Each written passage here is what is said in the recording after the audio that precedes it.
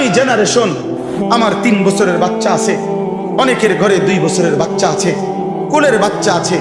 আমাদের চেষ্টা করা উচিত আমাদের স্ত্রী সন্তান আগামী প্রজন্ম যেন ইসলাম নিয়ে বাঁচতে পারে, ঈমান নিয়ে বাঁচতে পারে।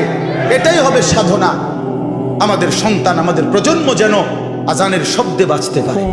এই জন্য এই জমিন যদি আমরা নিরাপদ না রাখি, আমরা যদি আল্লাহকে সেজদা না করি, আল্লাহর নাফরমানি করি, প্রায় আমার বন্ধু, আমার বাপ, আমাদের উপরে আযাব আসবে, আমাদের উপরে আযাব আসবে।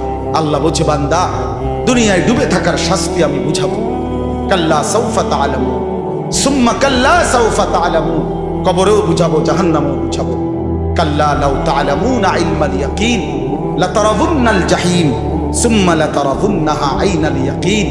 আল্লাহ বলেন, বান্দা, আজকে যদি কোরআন পড়ে, হাদিস পড়ে, উলামায়ে কেরামের কথা শুনে, না দেখেই যদি কবর, হাসর, মিজান, ফুলসিরাত, আখিরাত বিশ্বাস করতা, ভালো হতো, ভালো হইতো। বান্দা, আজকে বিশ্বাস করলে, বুঝে নিলে, আমল করতে পারতা।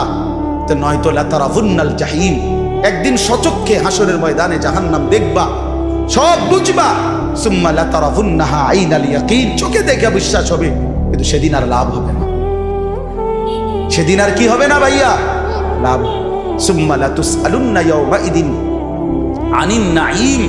আল্লাহ বলেন, আমি কিন্তু সেদিন হাসরের ময়দানে নিয়ে বান্দা তোমার জীবনে যা কিছু নিয়ামত দিয়েছি, আসমান, জমিন, চন্দ্র, সূর্য, গ্রহ, নক্ষত্র, আলো, বাতাস, রোদ, বৃষ্টি, হাসি, কান্না, আনন্দ, বেদনা, স্ত্রী, সন্তান, ছেলে, মেয়ে, গাছ, ফুল, ফল, ফসল, তোমার চোখের পলক, হাতের নড়াচড়া, তোমার নিঃশ্বাস, এক ফোঁটা পানি, এক লোকমা খাবার।